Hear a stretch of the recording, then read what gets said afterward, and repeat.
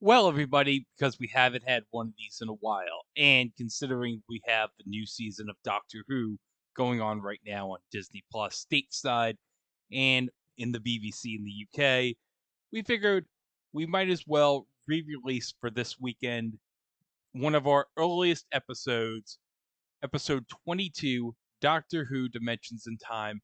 And I believe counting the remastered versions and the best of we did with episode 21, the $1.98 beauty show. This is, I believe, the last remaining episode from our podcast and our early episodes that we did not have an intro for, that we have an intro for in the re-release. Not counting episode 1, Match Game Hollywood Squares Hour, which does not have an intro. So we might do that down the line for the anniversary of the podcast in October, but who knows? But it figures that we should pay tribute with the new season of Doctor Who going on the 30th anniversary of Doctor Who in 1983, where we had a crossover with EastEnders and Noel Edmonds of all people. Well, I can assure you that this crossover was not cheap.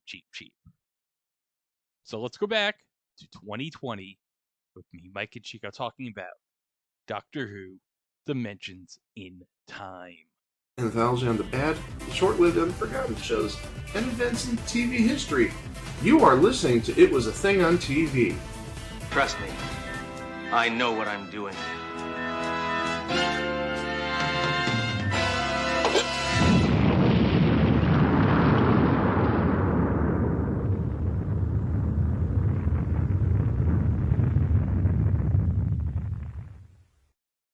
Welcome to the It Was a Thing on TV podcast, episode 22, submission 219, Doctor Who Dimensions in Time. It aired on the BBC on November 26th and 27th of 1993 as a two-part one-off special. For the 1993 BBC Children in Need telethon. Thank you. Insert Doctor Who theme in your own head because we're not playing it. Okay. I'm Chico. That's Greg. That's Mike. And this is in celebration of the new season that just dropped on the BBC. We have a commemorative entry. Yes, Doctor Who Dimensions in Time, which was done for the 1993 Children in Need campaign that the BBC had at the time. And also to celebrate the 30th anniversary of Doctor Who, being that it premiered in 1963.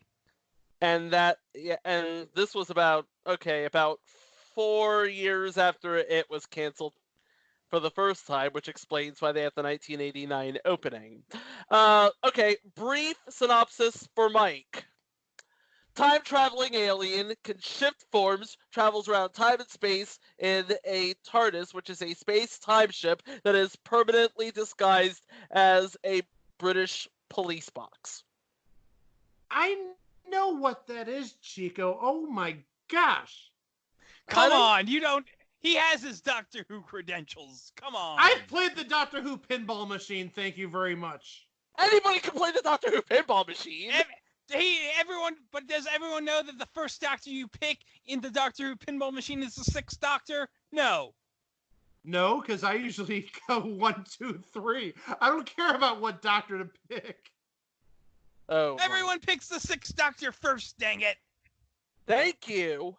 Oh my God! Thank you very much, Greg. Well, that's why I've only gotten 2 billion and 3 billion on that game. If I picked Doctor 6 first, maybe I'd get like 5 billion. But yeah, this was a crossover event with EastEnders and also with Noel's house party, huh? Yeah, Noel Edmonds of who you best know for the UK version of Deal or No Deal, probably, was the host of both parts of this special. He did the introductions for parts 1 and part 2. But wait, Greg, hold on. You mentioned Deal or No Deal. You forgot to mention his best show of all, which, by the way, is coming in 3 weeks. 3 short weeks. Future Wait, entry hold in up. the first week in February. Do you mean- That's right. This is not going to be the last time we talk about Noel Edmonds on this show, baby. Not even the last time in the next month. Yes. Noel introduces when we first saw the segment on YouTube. We see Noel. He's reading a paper. He's wearing 3D glasses because, folks, this was broadcast in 3D. Yes, it was worth looking like a complete and utter nutcase. Just saying.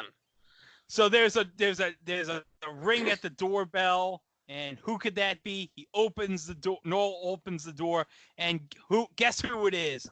It's John Pertwee as the third Doctor. And John Pertwee says he just got back from the year 2013, and he found out that Noel is still on television. Not untrue. I was hoping that when the doorbell rang, boy, who's at the door? I was hoping it'd be Secretariat. Boss! Mike Francesa met Secretariat. Hey, I met the fourth Doctor, okay? He was a very weird guy. He always had his scarf around, and yeah, he was very weird. Inside jokes are the best jokes. Okay, so the third Doctor, he's there to introduce the clip, and the clips by themselves run about 7 or 8 minutes.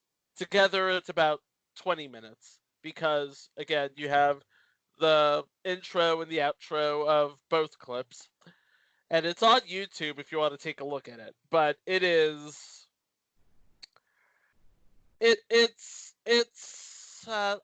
Greg, help me out here. It's something.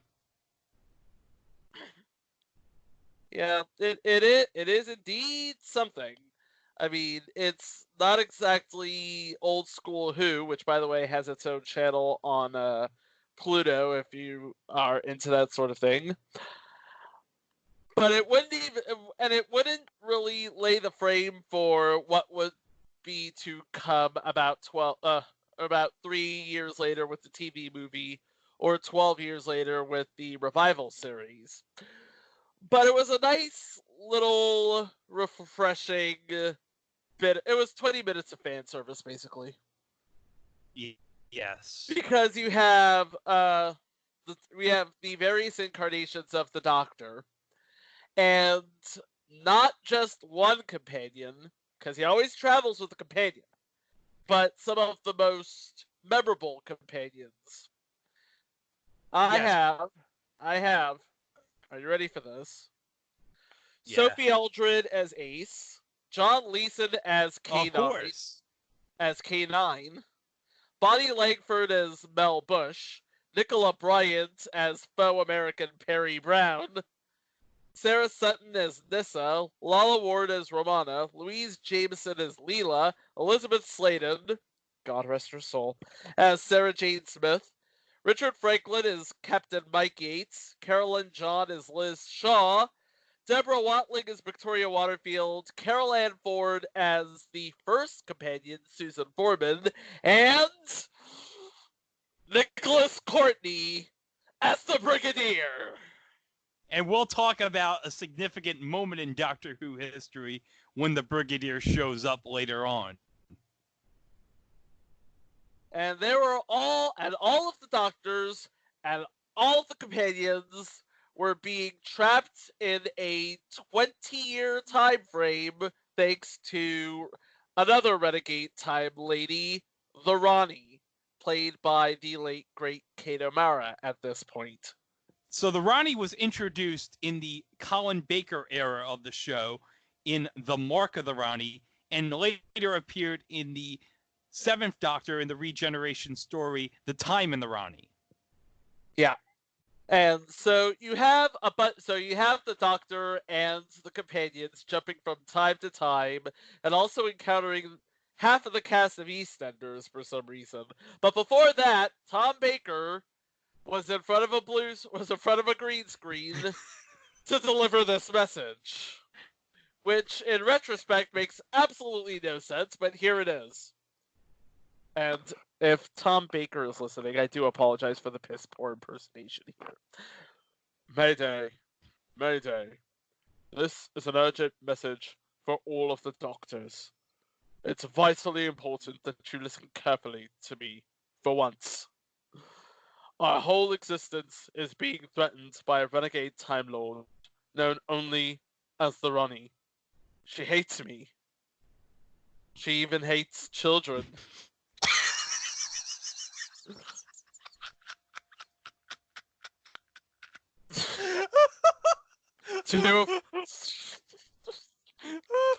Oh boy. It gets better, folks. Two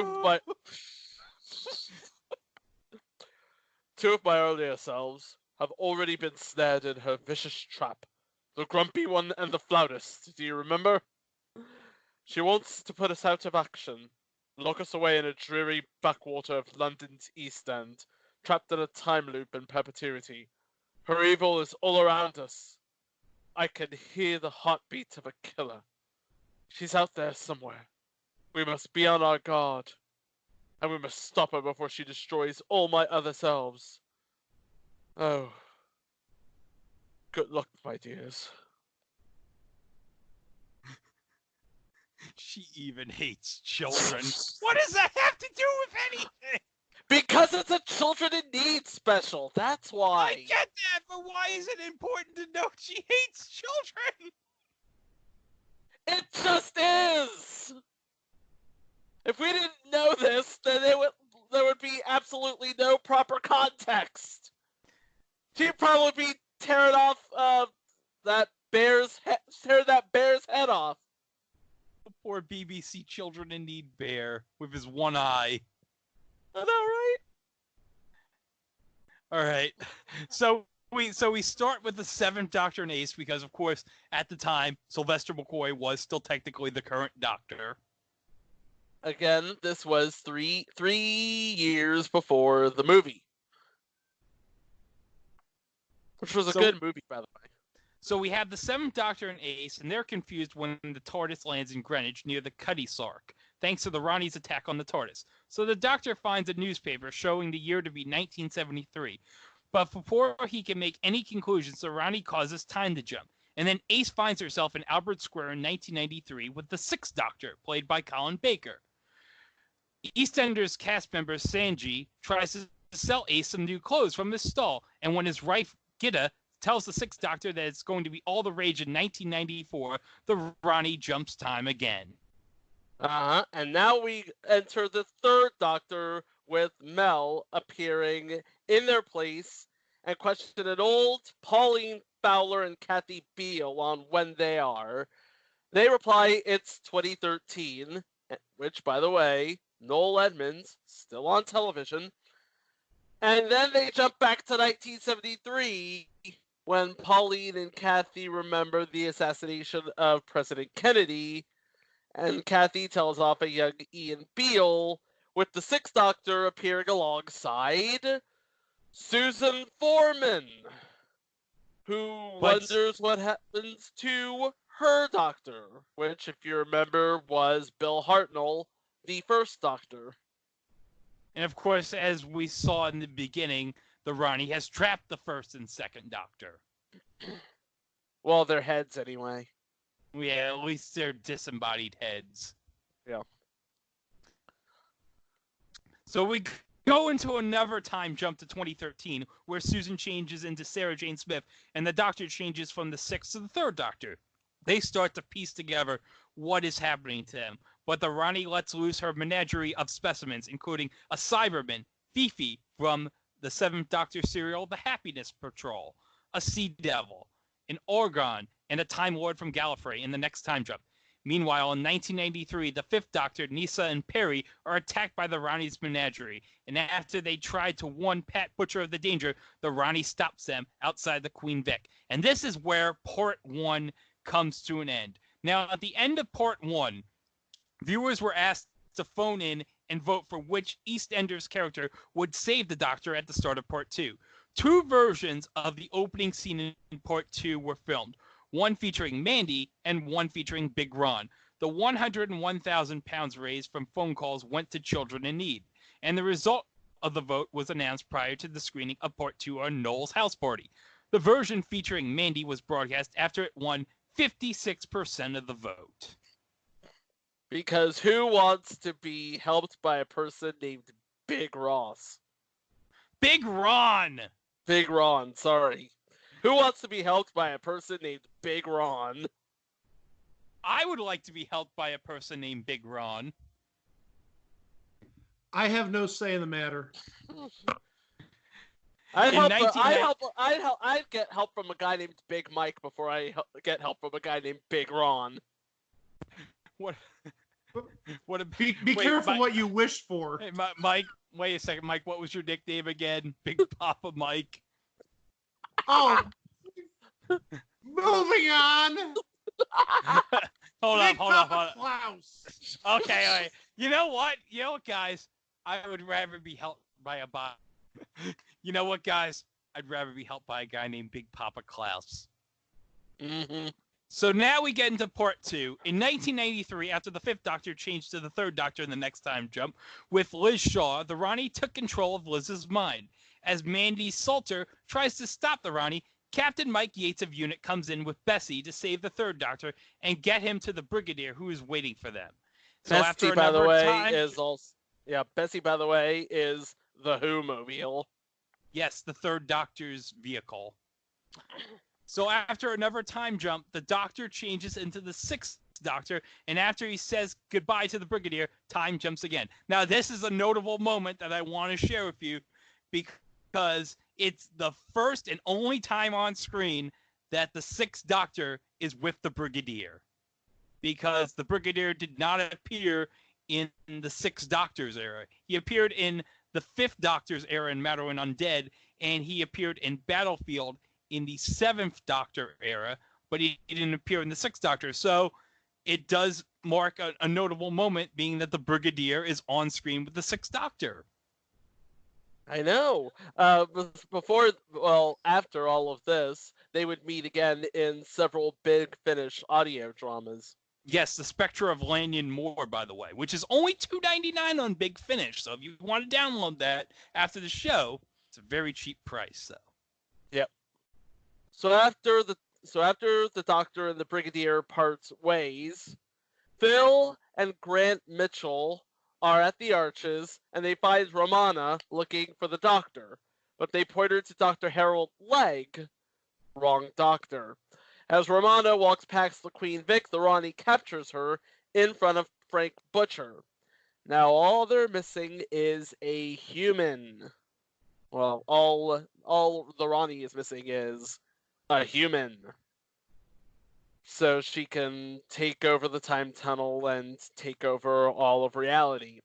Back in 1973, the Third Doctor explains to Victoria Waterfield who the Ronnie was and thinks that her control is breaking down as they return to the TARDIS. The Seventh Doctor lands the TARDIS in 1993, where Leela escapes from the Ronnie after being cloned in the form of Romana. This results in an additional Time Lord brain imprint being left on the computer inside the Ronnie's TARDIS, which is like this sort of pillar-looking thing. Sort of runic pillar, Greg? Yeah, and the Ronnie's TARDIS also has the round things. Yeah, they have the round thing. Ronnie's a big fan of the round things. Okay, so instead of a human brain that she needed, she has a second Time Lord brain, which gives the Seventh Doctor, Ace, and K9 the edge needed to rig up a device to overload it, sending the Ronnie into the time tunnel where she had trapped the First and Second Doctors, and freeing the Doctor's other selves from the loop to return to their respective home eras, or whatever eras they were captured from. As the Seventh Doctor and Ace leave in the TARDIS for further adventures, the Doctor observes, certainly we, are difficult to get rid of. I can't, and that was Dimensions in Time, and I can't help but think that last line was sort of a backhanded swipe at the BBC. Yeah, I gotta think John Nathan Turner was given a shoot comment over to the Beeb at the cancellation with that. Yep. Take that, Michael Grade. So, important notes about this, because this marks a whole lot of eerie transitions and a whole lot of historical moments and just a lot of history being made in these 20 minutes. First of all, we find out that Noel Edmonds is still on television in 2013. Probably doing something involving suitcases. I don't know. Well, it's a good thing that the third Doctor didn't arrive from 2017. He could have told Noel Edmonds, yeah, I just watched this ridiculous show where you're like in a store, and it's called Cheap, Cheap, Cheap. Future entry, by the way. But more about that next month. John Pertwee, who is the third Doctor and also the father of Alfred, who is played by Sean Pertwee on Gotham. Gotham, yes. He would die 3 years later, so this is his actual final role as the Doctor. And again, he proves that he still has what it took. Okay, so Tom Baker, on the other hand, he would appear over and over and over again in various media as the Doctor, and in the 50th anniversary special, he was, I don't know if he was the Doctor, but he did make an appearance with then Dr. Matt Smith in that final sort of scene with the painting. Go back and watch it. It is one of the best scenes, I think, ever to come from the Stephen Moffat era of Doctor Who. Yeah, and it's great because it implies, was that the Doctor after he's done with time traveling and all that, after he's saved everything? He just decides, oh, one day I'm just gonna be a curator at an art museum and just hang out, do nothing. Watch this film, or watch this painting. It's not really a painting. It's bigger on the inside. Okay, it is also the final on-screen appearance of Colin Baker as the Sixth Doctor, to which I say, yeah. Every science fiction franchise has a red-headed stepchild. The Doctor Who version is Colin Baker. Unless you listen to Big Finish. Yeah. But judging strictly from the television show, yeah. It is also the last appearance as Carolyn John as Liz Shaw, who died in 2012, and Deborah Watling as Victoria Waterfield, who died in 2017. Sophie Aldred, it was almost a joke that Sophie Aldred was actually on that special, because she was the companion Ace, and at the same time she was also Susie on EastEnders at the time. Yeah, you think they'd have like a line that said, you look awfully familiar. Yeah, sort of like what the Love Boat did back in the day when you had Florence Henderson and Robert Reed in two different stories, and they just happened to run into each other. Yeah. Yeah. Okay. It would also not be the last appearance of Elizabeth Sladen, who would later go on to join the David Tennant era of the series in the same role as Sarah Jane Smith, because, well. Yeah, because Sarah Jane Smith appears in the season 2 episode of the new series School Reunion, and of course, she later goes on to have her own series spun off in the Sarah Jane Adventures. And of course, she later comes back in the big finale of season 4, where everyone from the past companions, the revived series of Doctor Who, from Torchwood to Sarah Jane Adventures, all cross over in one big event with Davros. Yep. again, great episode there. But unfortunately, that would be the last appearance of Elizabeth Sladen, as she had died, I want to say, a year later. No, because that would have been around 2011, 2012, because I know Matt Smith appeared like on the last season of Sarah Jane Adventures as the 11th Doctor. Ah. Well, she died sometime after that. So, okay, and again, Greg, you said this would be the only time in which Nicholas Courtney and or his character, the Brigadier, appeared with the Sixth Doctor on screen. But it would not be the only time that they would meet, because they are also on the Big Finish audio dramas. Yep. And I already mentioned it, so I don't have anything else to say. There you go. Okay. Now John Nathan Turner, he was the one who wrote the special and actually approached Anthony Ainley to reprise his role as the Master, but he turned it down. But reportedly, I say reportedly because Ainley reportedly denied this, insisting if he were asked, he would have had no hesitation in appearing. So another person that they considered getting for this special was Michael Gough. Now, Michael Gough, you may remember as Batman's butler Alfred in the Michael Keaton / Val Kilmer / George Clooney Batman movies from 1989 to 1997.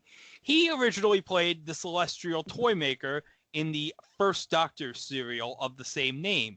And again, John Nathan Turner was turned down, this time by Michael Gough. And then finally, Kate O'Mara was asked if she would like to reprise her role of the Ronnie for this special, which she readily agreed. Yes, and she was joined by Samuel West, who played her sidekick Syrian, who is named after the original intended actor, Sir Ian McKellen. Although later, Sir Ian McKellen would go on to be on Doctor Who. Well, not so much be on, but his voice would appear on Doctor Who as the voice of the Great Intelligence in the 2012 Doctor Who Christmas special as the Great Intelligence. Okay, now, the Daleks were also supposed to appear, and you'd probably be able to sell this episode if the Daleks were to appear, because, I mean, come on, the Daleks. But the segment was pulled after a dispute with Dalek creator Terry Nation over payments. The segment would have seen Peter Davison facing up against them again in the street scene in the 1984 serial The Resurrection of the Daleks. Oh, wow, a dispute with Terry Nation over payments? Man, Shocking. What a surprise. I am shocked. This is my shocked face. Okay, and interesting, this was a complete and total charity case, what they did here, because everybody involved, from the actors and the crew to the people over at the BBC who made the 3D effect and made the glasses, who, if you remember the clip, looked incredibly Elton Johnish. They looked like Elton John's glasses. Everything was donated as a benefit to children in need. The crew gave the services especially for children in need, which probably explains that throwaway line by Tom Baker in the beginning. And they waived their fees on the condition that Dimensions in Time would never be repeated or sold on home video for profit. For that same reason, the story has and never will appear as an extra on a DVD release. But it's on YouTube if you know where you can find it, so... Man, this was something else. Something else. Yeah, this was something else. I'll tell you something else.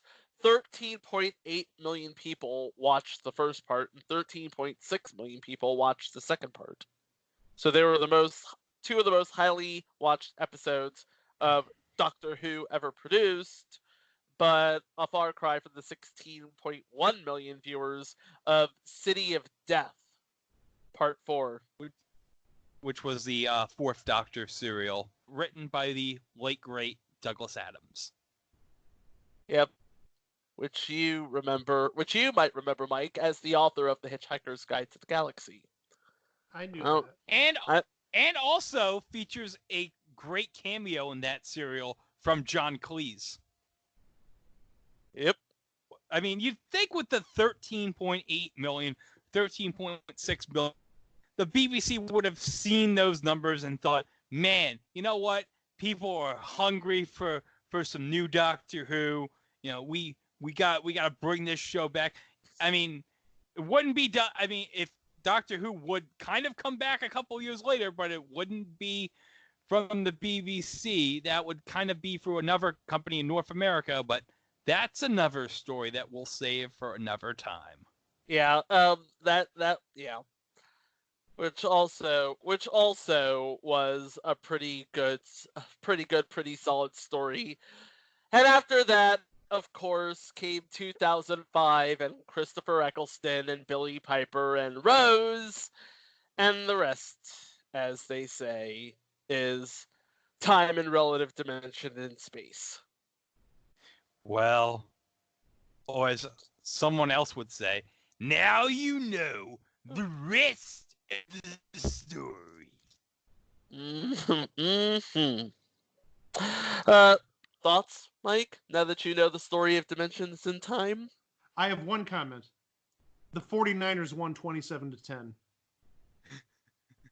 Wow, this doesn't date this episode one bit.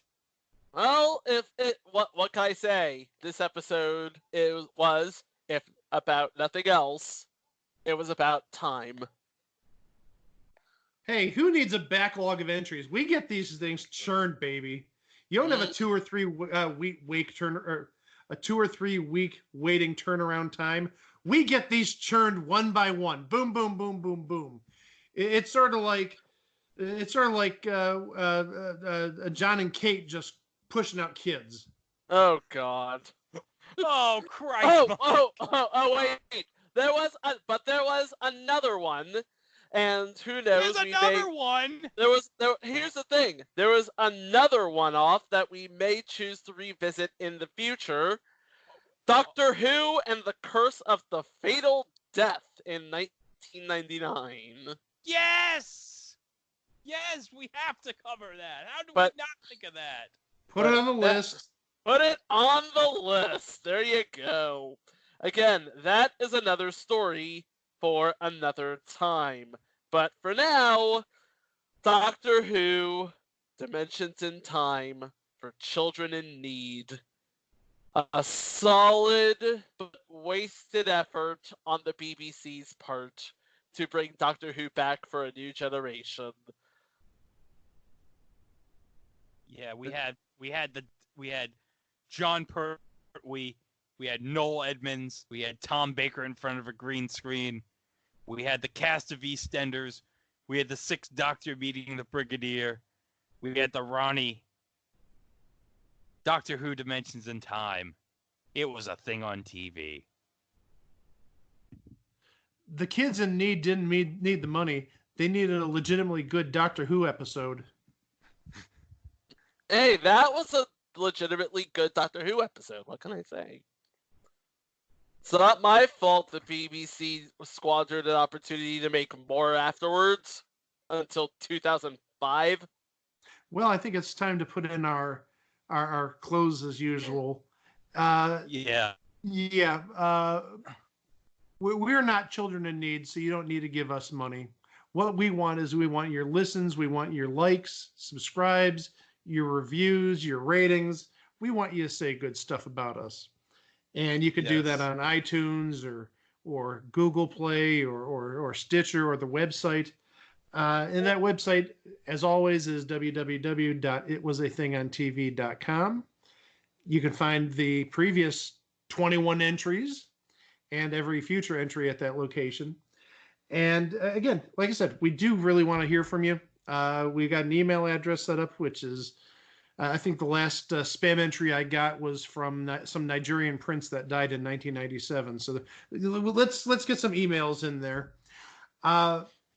But as always, Chico and Greg, great job on this episode. I know I didn't have much to say because I'm not as much of a Doctor Who fanatic as you two. But that'll all change next week. 2 new episodes.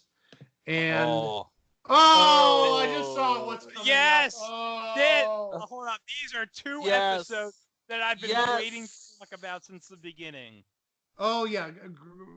Let's just say that we had our first episode this week was about $2 worth of content. This one is about 5 million or 5 or 10 million bucks worth of content, but it's all fake. It's phony. It's baloney. You're a phony. Hey guys, look at that. It's us where a big phony lives. That's not a hint whatsoever. I don't know what he's talking about. And the second entry is something that I think has been like in our minds for the last, I'd say 25, 26 years. It's something that definitely needs to be handled. We have very good memories of the second entry. One of us more so than the other two. We'll get into that next week.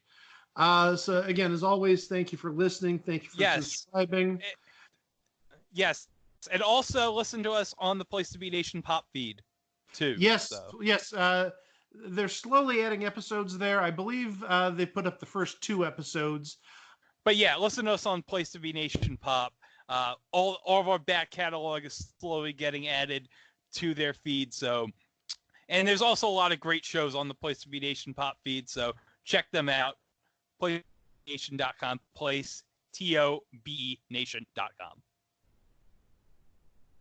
So until we get to 2 more exciting episodes next week, as always, thank you to Greg, thank you to Chico, and I'm Mike, and we'll talk to you next week. Take care. Bye-bye. So I need to play Dr. 6 in order to get the high score on the pinball? Well, at first, you have to play... Before you play your first ball, you have to select Dr. 6. Yeah. That's usually the strategy pro pinball players do. You mean for the first time in his life, somebody's going to pick Colin Baker first?